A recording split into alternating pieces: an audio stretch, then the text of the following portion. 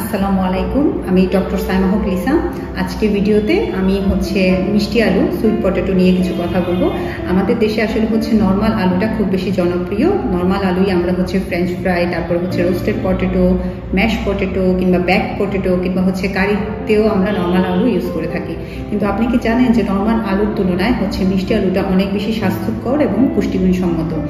মিষ্টি আলুতে ফাইবারের পরিমাণ অনেক বেশি থাকে, যেটা আমাদের কোলেস্টেরল কমাতে সাহায্য করে, সুগার কমাতে সাহায্য করে।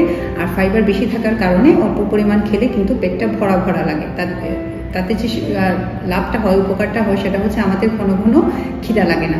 আর এছাড়াও মিষ্টি আলুতে প্রচুর পরিমাণে ভিটামিন এ আছে, পটাশিয়াম আছে, ভিটামিন B6 আছে। এগুলো তো আমাদের শরীরের জন্য জরুরি।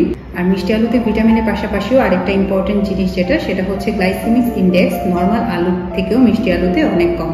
গ্লাইসেমিক ইন্ডেক্স আসলে যে কোনো শর্করা জাতীয় কিংবা কার্বোহাইড্রেট জাতীয় খাবার কত দ্রুত রক্তে গিয়ে রক্তের সুগারটা বাড়াচ্ছে কিংবা কি পরিমাণে বাড়াচ্ছে সেটার উপর ডিপেন্ড করে গ্লাইসেমিক ইন্ডেক্সটা তৈরি করা হয়।